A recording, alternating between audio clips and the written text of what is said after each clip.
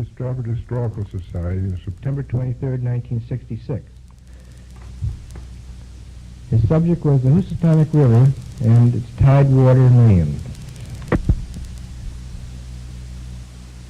Thank you very much for that very flattering introduction, Mrs. Miller. And good evening, ladies and gentlemen. I have been requested to talk to you this evening about the Housatonic River. To cover this story thoroughly would consume more time than we have available. So I shall limit my remarks mainly to the tidewater section of our waterway. Some of the following material was presented before your society in 1958. For those of you who have heard this story and desire to catch up on a little sleep, it is permissible to do so, but please don't snore. The story of the Housatonic River and Valley is an extensive and interesting one. While we in this area think only of the tidewater section of the river, when the subject of the river is being discussed, yet the greater portion of the earlier history pertains to that section above tidewater. This great valley extends in a northerly direction 160 miles from the mouth of the river to the vicinity of Pittsfield, Massachusetts. There is geological evidence that the river and valley were far wider than at present. The land adjacent to the banks of the river consists of the most verdant farmlands. With the coming of the whites in 1613, this land was purchased, and I underline the word purchased, for from 1 to 10 cents an acre from the Indians who inhabited the area. There were 6 tribes of Indians who occupied the land adjacent to the river. These were known as the Weepawags at Milford, the Pequannoks at Bridgeport, the Pagassets at Derby, the Footitucks at Shelton, the Weananoks at New Milford, and the Weetogs at the Massachusetts border. A sub-tribe of the Pequannoks was known as the Cuppies. This is the tribe which inhabited the land where the town of Stratford is now located. River Indians lived in villages composed of 2 or 3 families, and ranging up at times to 100 families or more. The men raised tobacco, while the women did the remainder of the work necessary to promote existence. Each spring, most of the Indians migrated to the Great Falls at New Milford to fish for shad, and in the summer continued their travels to Long Island Sound. All the Indians of the valley were one people in way of life.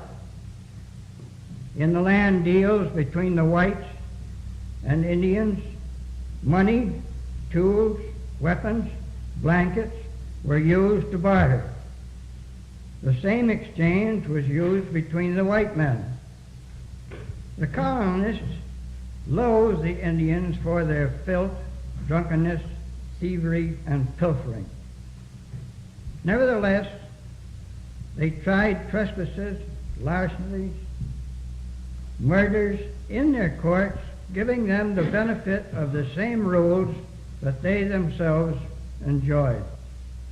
They did ostracize them socially and biologically. They tried to keep liquor and firearms from them. They gave them equal rights under equal laws, including access to the schools. The failure of the Indian was his own. He had a desire to acquire the white man's ways, yet had an inability to accept discipline. He lacked the mental force to build or destroy. The whites came with the power to do either. We have talked of the Indians. Let's get to the river itself. The Housatonic rises in the Berkshire Hills of western Massachusetts and Connecticut. Flows mostly in a southerly direction 132 miles to its mouth, where it empties into Long Island Sound between Milford and Stratford Points. Its principal tributary is the Naugatuck River, which joins the Housatonic near Derby. From the mouth, the river is navigable for a distance of 11½ nautical miles, or about 1 mile above the town of Shelton.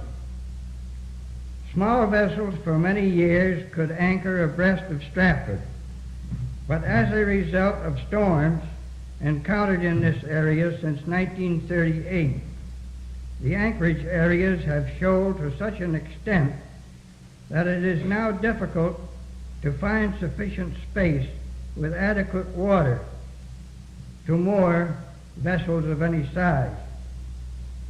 We hope that in the near future suitable mooring areas will again be available. Now, I made a little note there. Bear in mind this material was collected in 1958. There have been some changes in the last 8 years. And I note here, the problem has been partially solved by the establishment of marinas.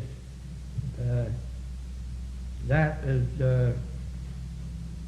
as most of you know, the driving of piles, the forming of slips and floats and so forth, and the boats are moored in these slips rather than the old way that we used to do it on anchors and cables and chains and so forth. It has helped out enormously. On the east side of the entrance, a breakwater has been constructed, and this is marked at its south end by a flashing red light. On the west side of the entrance, we have the Stratford Point light, concerning which we will speak later. Okonook, the chief of the Cuppies, led his tribe during the summer months to the shores of the Sound and spent the pleasant weather fishing, clamming, and consuming great quantities of shellfish, which this area abundantly supplied. The discarding of the shells gives us an idea of the source of material which later gave our citizens an occupation known as shelling. These shells were retrieved and transported to the shores of Nell's Island, forming the large heaps so familiar to us about 25 or more years ago. These shells were later planted on the Sound oyster beds to receive the spawn or set of the live oyster.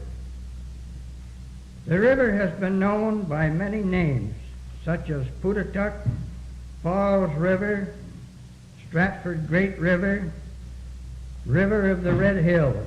This name derived from the sand dunes at Stratford Point. The Dutch, who were the original whites, referred to the river as Westenhoek. The present name of Housatonic, we believe, was an Indian name meaning beyond the mountains place. And I find in going back in some of the very old Indian histories, that the Indians who migrated to this section, and of which we spoke further back, came from the Hudson River came from the area of the Hudson River, and that is how they came to call the Housatonic beyond the mountains place. Records show us that Captain Adrian Block, a Dutchman, for whom Block Island was named, touched the shores of Connecticut in 1613. One of the first places he landed was Cuppy, and he was the one who gave the name of River of the Red Hills to the Housatonic. Between 1613 and 1642, an interesting period of colonization took place. This, however, is so extensive, the forming of the colonies and the final forming of the towns and so forth up through the valley, that I have made a separate story out of that, and I'm afraid it would be too lengthy for use this evening. We find that in 1642 a trading post was established at Derby, and in 1648 appears our first record of a regular ferry service across the river between Stratford and Milford. Let us at this point consider our ferries for the entire period during which they served. Our first ferry was a scow about 20 feet overall, operated by Moses Wheeler, for whom our new turnpike bridge has been named. The power was produced by very crude oars. The fare was halfpenny a person, and tuppence, as they put it, for horse or beast for the inhabitants, and for other travelers, tuppence per person, and a fourpence for horse or beast. In 1690, the ferry was leased to Mr. Wheeler's son for 21 years. The Wheeler lease eventually expired, and we find a Richard Blacklatch as ferryman for 21 years. In October 1733, John Benjamin appears as ferryman, and the fare was increased to a penny and sixpence for horse or beast. There had been during these years numerous attempts to establish a base for a ferry on the Milford side, but without success. The earliest mention of a Milford ferry was in 1674. Again, we read of it in 1691. This time it was stated that if Mr. Wheeler failed to fulfill his duties, the Milford ferry should be established. Evidently, the surface was not too good. Nothing, however, came of the proposition. We again find a reference to the Milford ferry in 1697, but our record does not show whether it was started, or if started, how long it operated. In 1712, we find an agreement between Milford and Richard Blacklatch in which a bond of 20 pounds is mentioned. In 1720, a committee was appointed to rent the existing ferry for a period not exceeding 7 years. Apparently, this action did not materialize. In 1731, it was voted by the town of Milford to accept a grant from the General Assembly to establish a ferry on the east side of the river, known as the Stratford River. In 1758, the matter was again before the General Assembly to establish a ferry base on the east side of the river. There now appears a record of Josiah Curtis of Stratford as ferryman. A town meeting was called in Stratford to consider the establishment of the Milford ferry. There was much opposition. Representatives of Stratford, together with ferryman Curtis, having appeared before the General Assembly, it was then resolved to grant Milford the liberty and privilege of keeping a boat on the east side, upon their erecting a dwelling house at or near the ferry. Mr. Curtis, at this time, complained about ferrying soldiers across the river without pay. He asked to be reimbursed and was granted a small amount.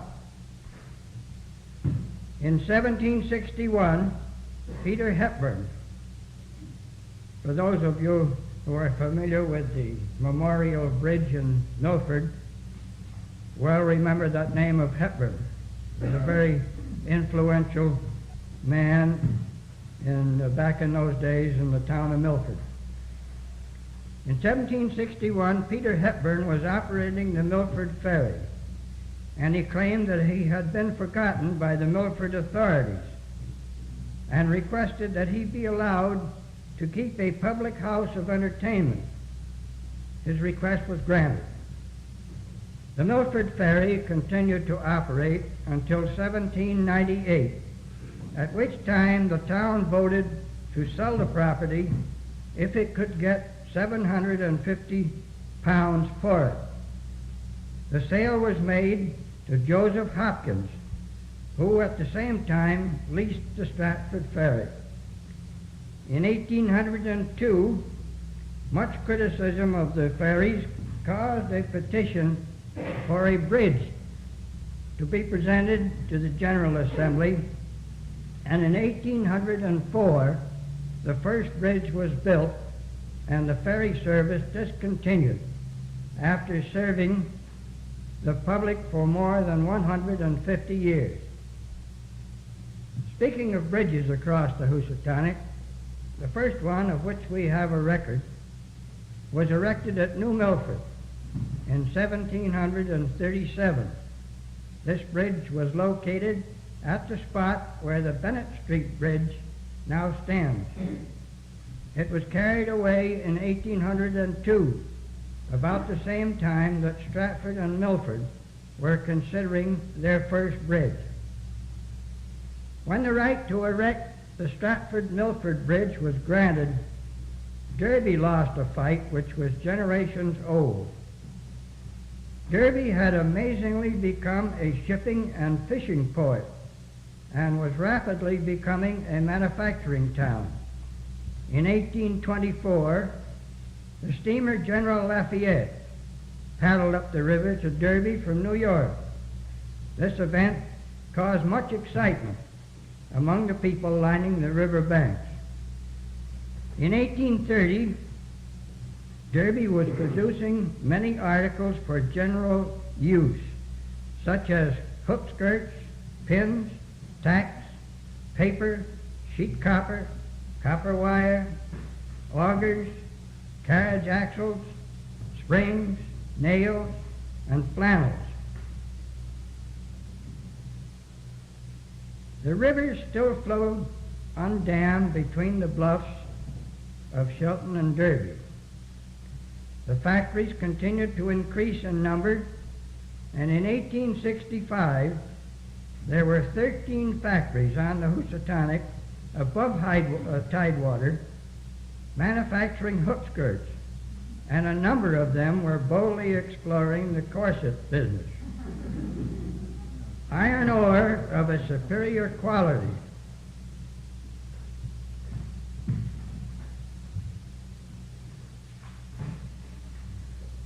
was discovered at Salisbury, Connecticut.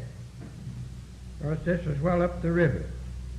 I might add briefly that some remains of the old mines, the old smelting works and so forth are still in existence in Salisbury, and very interesting to look over if you're interested in history.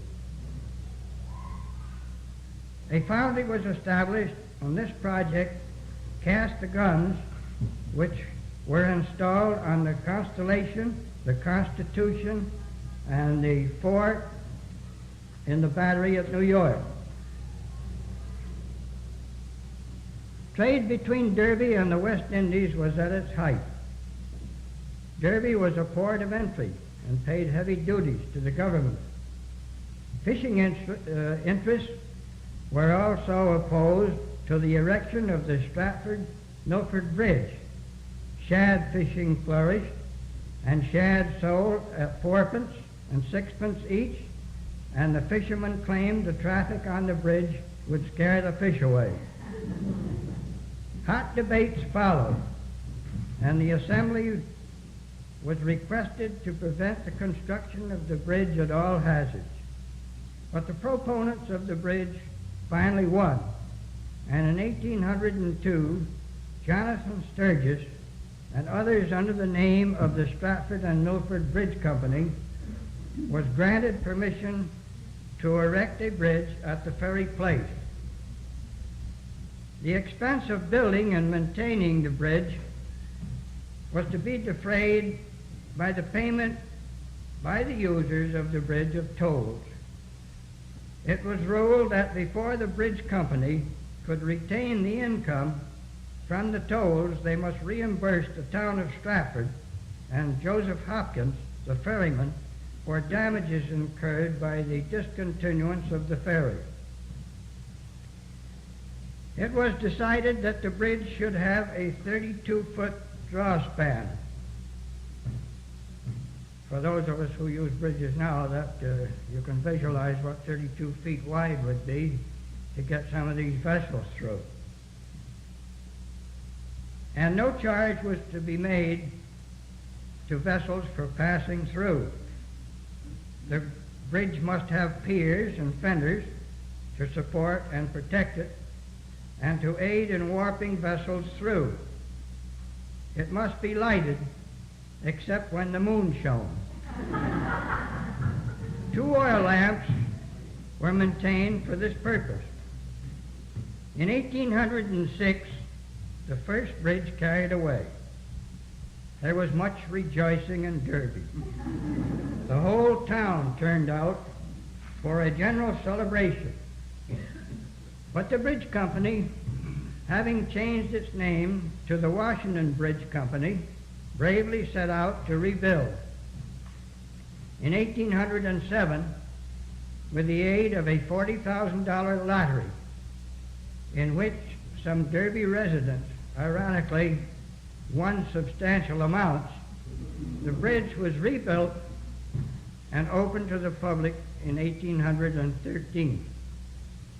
The General Assembly at this time voted that no other bridge should be built within 6 miles of the Washington Bridge.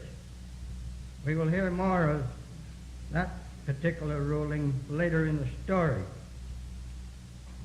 David Lacey, a shoemaker, was the builder of the second Washington Bridge. About 1800, he purchased a big house on the Milford approach to the bridge. This house later became known as the Riverside Hotel. It was torn down in 1920. Mr. Lacey became owner of a substantial share of the bridge company and managed the bridge for over 60 years. This bridge was wider than some of the succeeding bridges. It was located south of the present bridge. It had a lift draw operated by ropes over pulleys. You can visualize what sort of a rig that was. It created a lot of enemies for itself up and down the river. It was a slow bridge to operate. The master of one vessel, becoming incensed by the delay, fired upon the bridge with a cannon and damaged the woodwork. There were several instances of trouble, and after some court procedure, the trouble ceased. In 1845, large steamboats were using the river extensively, and a wider draw was needed. A bill was presented to the General Assembly asking for a 60-foot draw. It passed both houses, but was vetoed by the governor. The bill was passed over the veto, but the bridge company refused to comply. In 1846, the case was taken to court, and the decision was in favor of the bridge company.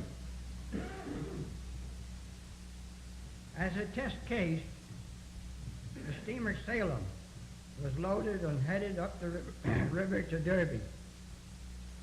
She was 10 feet wider than the draw span. And as a result, she jammed in the opening of the draw. She was stuck 2 hours and finally backed out.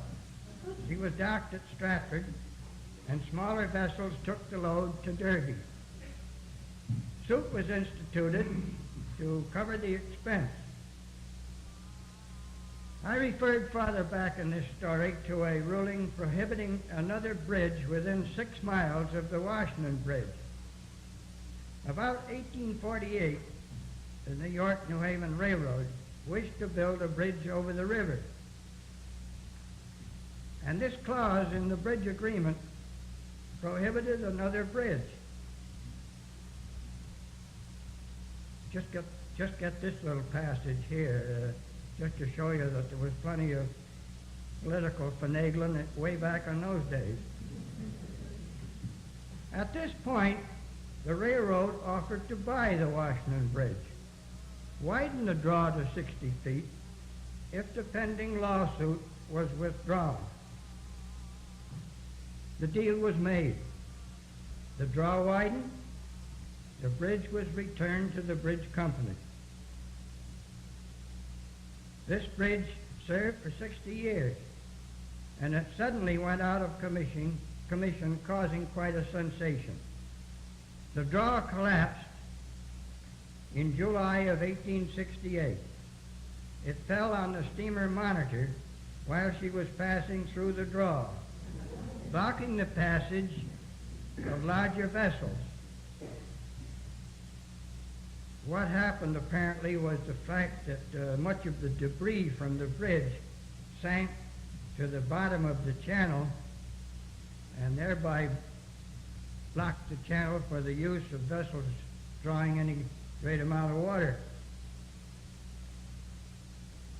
No one aboard the vessel was hurt, but some youngsters on the river bank received injuries. That's something else. If you've ever driven up in your car to a drawbridge when vessels are passing through, it's a must that everybody gets out and walks to the edge of the bridge and watch the vessel run through, and holding up the closing of the bridge, and so forth and so on. However, that's human nature, I guess. This accident was a death blow to Derby as a seaport. It was necessary for highway traffic to detour 20 miles. This situation lasted between 4 and 5 years. The bridge company either refused or were unable to rebuild the bridge. In 1870, the legislature authorized Stratford, Milford, Bridgeport, and New Haven to receive all the property owned by the bridge company and to construct at a cost not exceeding $30,000 a bridge with an 80-foot draw. Just visualize that $30,000 to build a bridge. This act was approved by the towns with the exception of New Haven, which was afraid of losing Milford trade to Bridgeport if the bridge was rebuilt. In 1872, committees worked on the plan, and after much discussion and changing of dimensions from 80 to 60 feet, the bridge was finally completed in 1873. This was the third Washington Bridge and was used from 1872 until 1894. The tolls still remain on the use of the bridge. In 1889, the towns controlling the bridge were authorized to transfer all rights and interests to New Haven and Fairfield counties, which were to take charge and operate the bridge as a free public bridge without toll. In 1892, a new drawbridge was needed, and the iron bridge, which immediately preceded the present Washington Bridge, was erected at a cost of $8,500 less the approaches. It opened to the public in 1894. Trolley cars first passed over the bridge in 1897. The present Bastille Bridge was erected in 1921. It has a 125-foot draw span with a 32-foot clearance above mean high water. The bridge derived its name from the fact that General Washington crossed the river at this point 132 years earlier to assume command of the Continental Army. We now have several other bridges which cross our river. We noticed earlier in this record that in 1848 the New Haven Railroad had purchased the Washington Bridge, and after reconstructing it, turned it back to the bridge company. We believe that this deal eliminated the 6-mile restriction passed in 1813, because a few years later, the railroad built its first railroad bridge across the river in about 1889. This bridge is only a mile above the Washington Bridge. The first railroad bridge was replaced in the early 1900s by the present Bastille Bridge, operated first by an internal combustion engine and now by electric. Continuing our bridge record, the next to be built was the bridge for the Merritt Parkway, about 3 miles above the railroad bridge. The last bridge to cross the river is the Connecticut Turnpike Bridge, located only 175 feet below the railroad bridge and using the same fenders. At Tidewater Head, we have 2 bridges serving Shelton, Ansonia, and Derby. This concludes our bridge record, and we will now record some of the vessels using the river. During the time that Derby was a shipping port for the Naugatuck Valley, many vessels navigated the river. There seems to be some controversy over the date when these boats operated.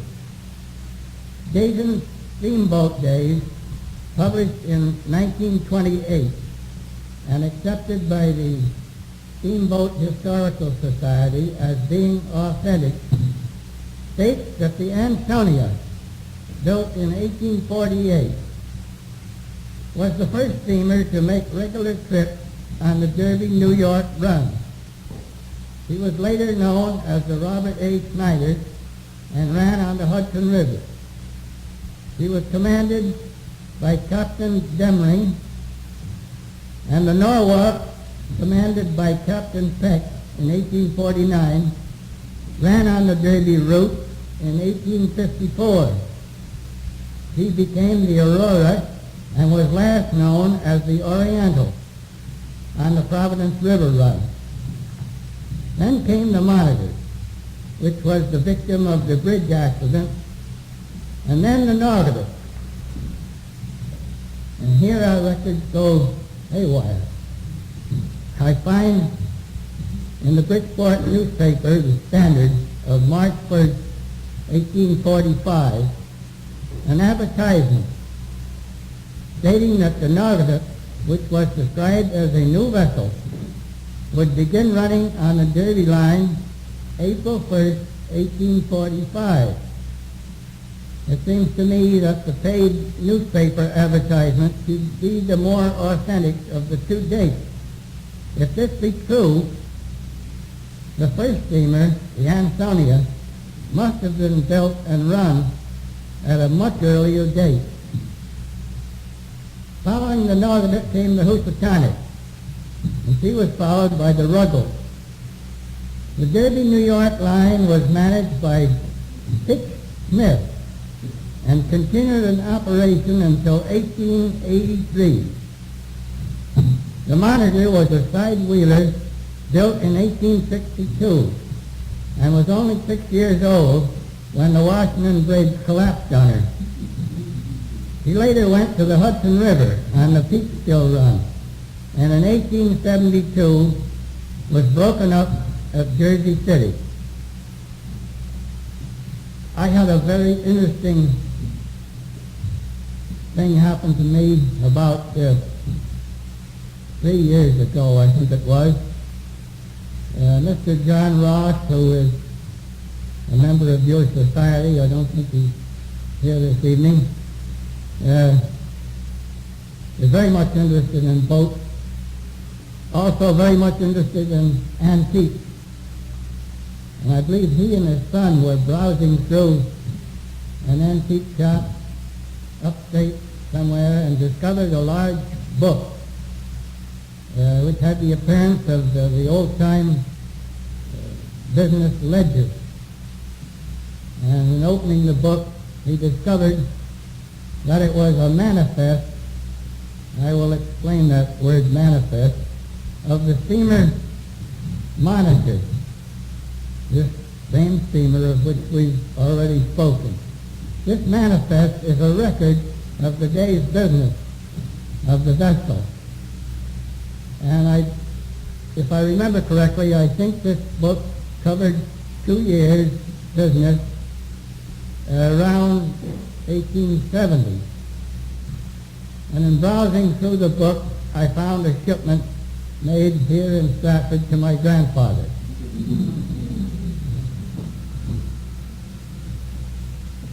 There were many other vessels using the river through the years. The earliest towboat of which we have a record was the Cape Miller, which was commanded by Captain Briggs. She was followed by such boats as the Annie R. Wood, the Ellen Garrett, the Isis, the Stephen Babcock, the Mitchell Davis, and the Sightseers.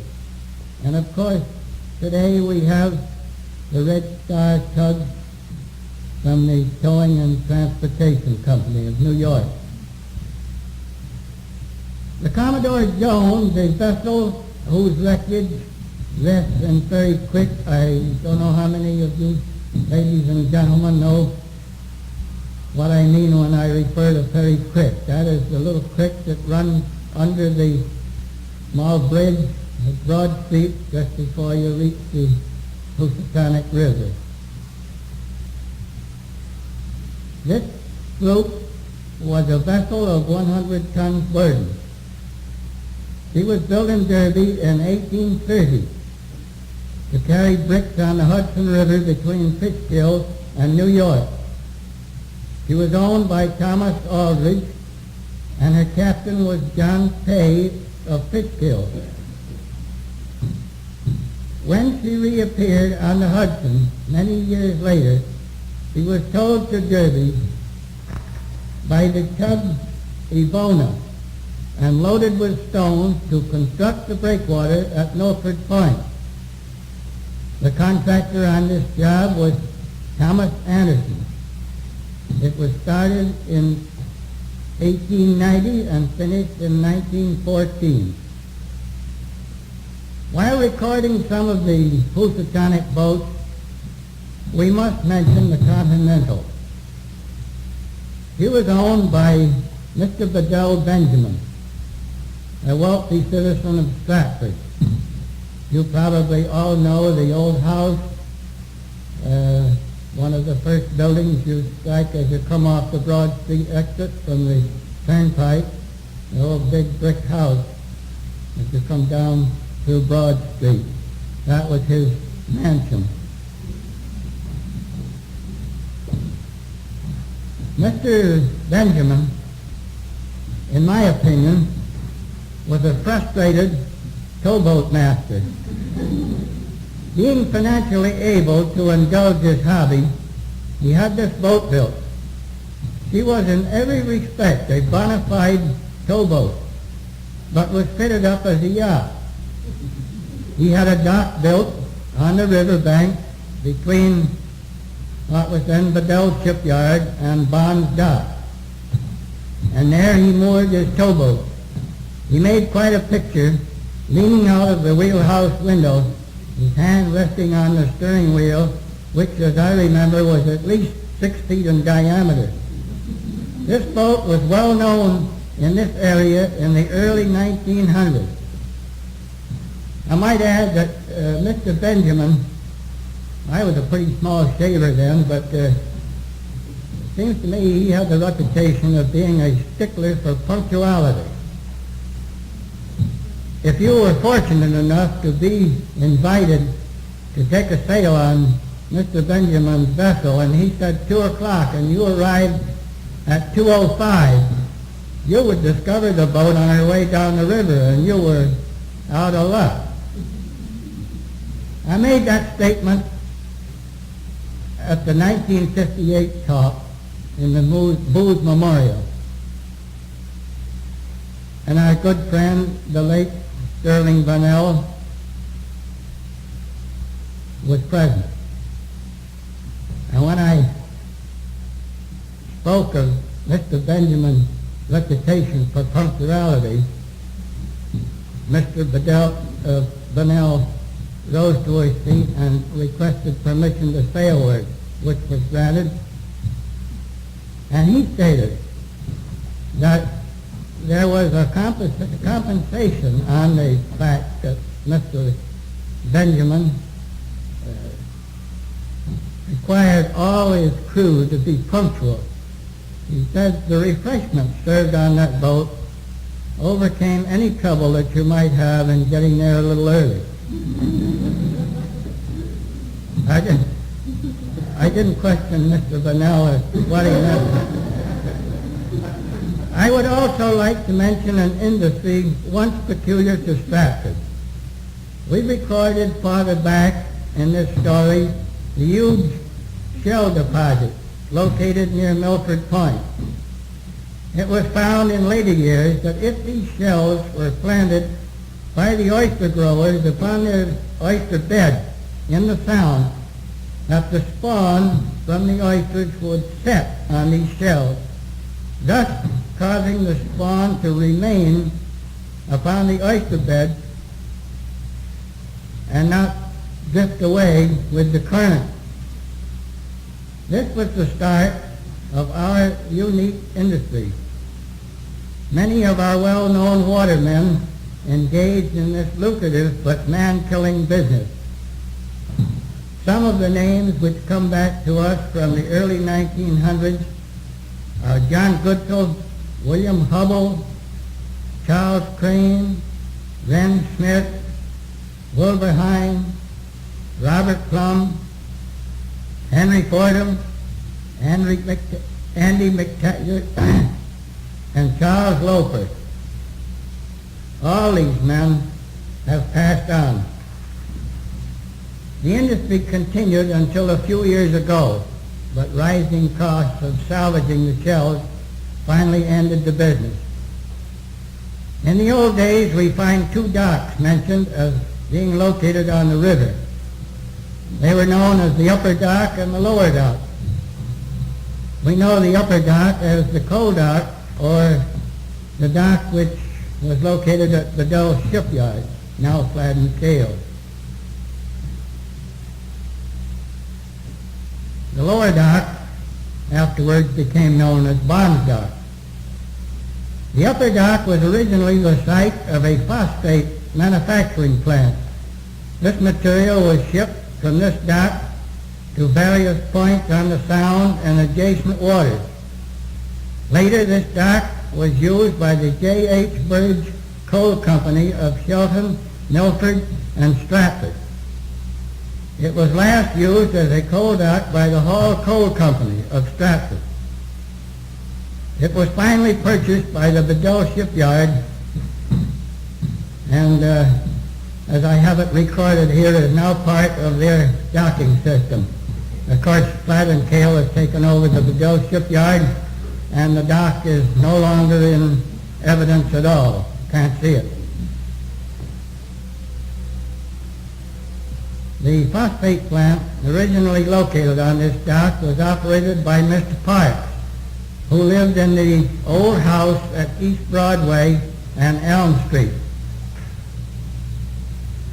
From this dock, the steam canaler Iris ran to Derby, transporting the fertilizer to be used up the valley. In the 1800s, the lower dock, or Bond's Dock, was the scene of much large boat building. Moses Hart made a specialty of building oyster steamers at this location.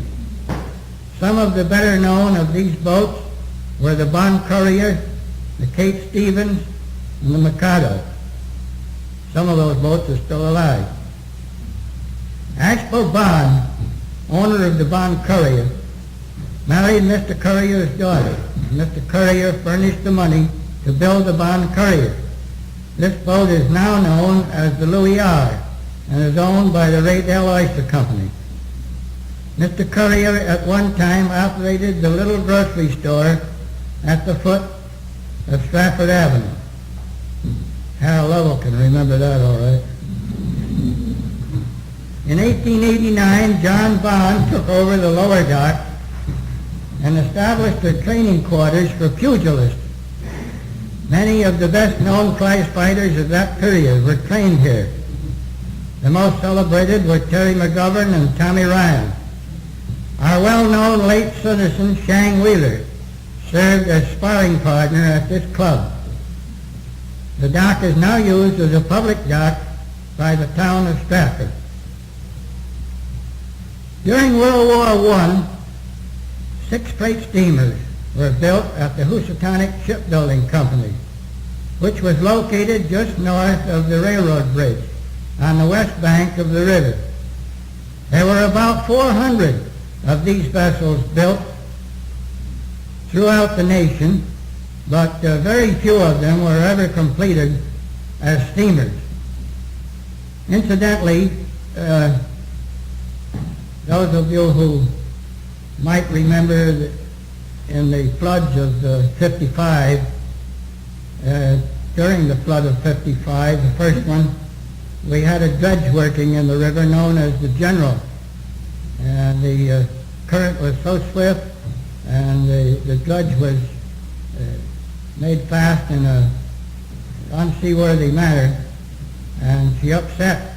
Of course, she had to be removed from the place where she sank, and in order to do that, the contractor brought a large barge into the river to use as a dead man for the winches.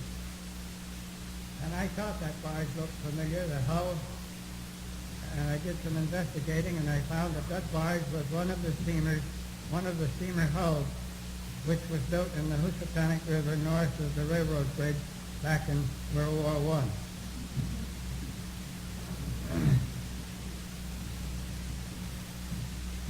The best-known boatyards in operation in Stratford at present, here we again go back to 1958, I have recorded here Bedell, formerly Peter White, and Flat and Kale.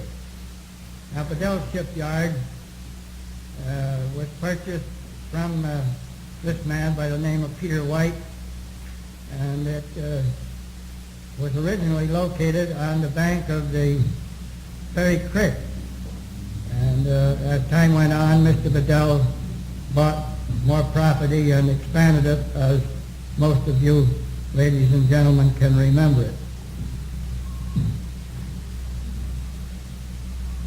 When we mention Flat and Kale's yard, that is the old yard, we bring to mind the fact that the H.J. Lewis Oyster Company occupied this site in 1886.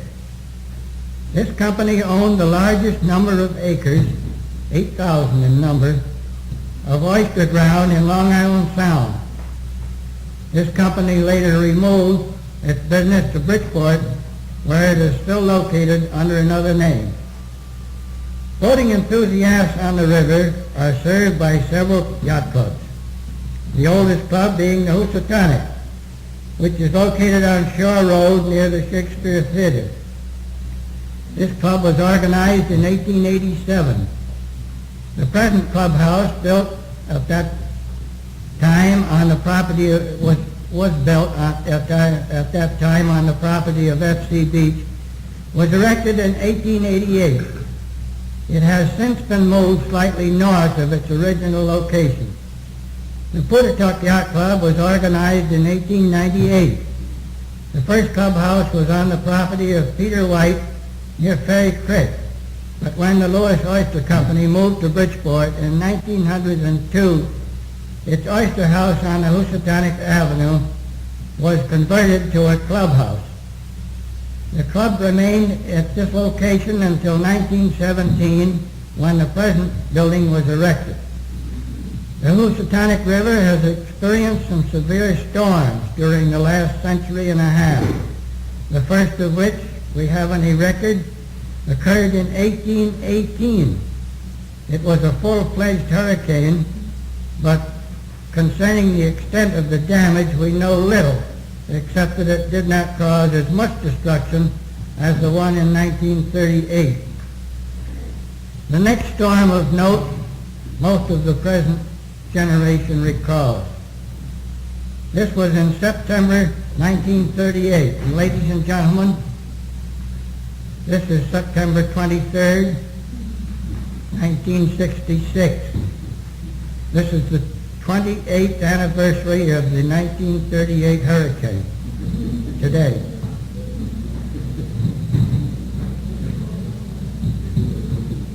This was in September 1938 and caused extensive damage to the river and the town. Then we had a lesser hurricane in 1944, and in 1950 a southeast storm, which caused much damage to our waterfront. All of these storms in later years were shoaling the river by carrying silt down the river and depositing it in our channel and anchorages. Then came the disastrous floods of 1955. The first one occurred in August of that year and caused great damage to boats and waterfront property. As if that were not sufficient punishment for our sins, October brought another flood more severe than the August storm. This last storm caused at least $2 million damage in our river. Luckily, no lives were lost in this immediate area, but upriver areas suffered many casualties. Pardon me. This storm showed our anchorages to such an extent that it is now almost impossible to find suitable mooring areas for our boats. We live in hopes of having this situation corrected by dredging. No story of the Tidewater Housatonic, however brief, would be complete without mentioning the lighthouse at Stratford Point. The first record we have of an aid to navigation at this point was a bonfire on the beach. This was followed by an iron basket on a pole in which a fire was kept burning. In 1821, the first lighthouse was built. It was the third lighthouse on Long Island Sound. The original light burned whale oil, and later lard oil was used. The lens came from France and was very expensive. It was a revolving white light with a 30-second flash and was known as a fifth-class light. In 1881, a new building and tower was erected using the same lens. The fuel was changed to kerosene and is now electricity. It is 54 feet above high water. The fog bell on the early light was replaced in 1911 by a Typhon horn, and that has now been discontinued. Descendants of the original keeper's family, the Buddingtons, are still active in boating on the river. In the 1930s, Stratford, in an endeavor to maintain a clean residential town, lost a lucrative source of tax revenue. The Connecticut Light and Power Company petitioned the town for permission to erect its powerhouse on the west bank of the river in Stratford. The opposition to this plea was so strong that the petition was denied. The company immediately made a similar request to the town of Milford, which was granted. Stratford now has just as much dirt as if the plant was located here and receives nothing in the way of compensation from Milford's largest taxpayer. Recreational boating is increasing so rapidly that to predict the activities to take place on our river in the future is impossible. Many of our citizens are opposed to further commercializing of the banks of the Housatonic, but I suppose that we must bow to progress, and it is possible that someday our river may look like the Paquonic in Bridgeport. I hope I do not live that long.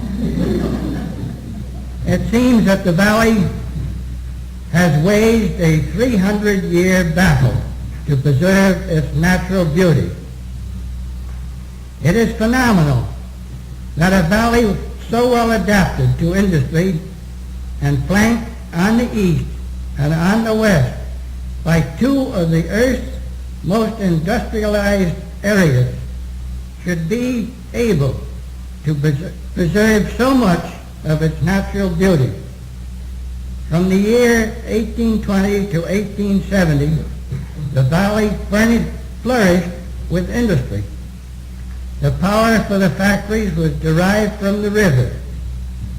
But by the end of this period, much of the manufacturing ceased, and the valley regained its battle to eliminate industry on its banks and above tidewater return to its former scenic beauty. Thank you very much. Thank you very much, Mr. Lewis. It's been most informative, and for some of us that did not hear you in 1958, we really are very grateful that you came tonight. And we will present to you at some later time this tape as soon as we make another What kind of it? I didn't see anybody working off, and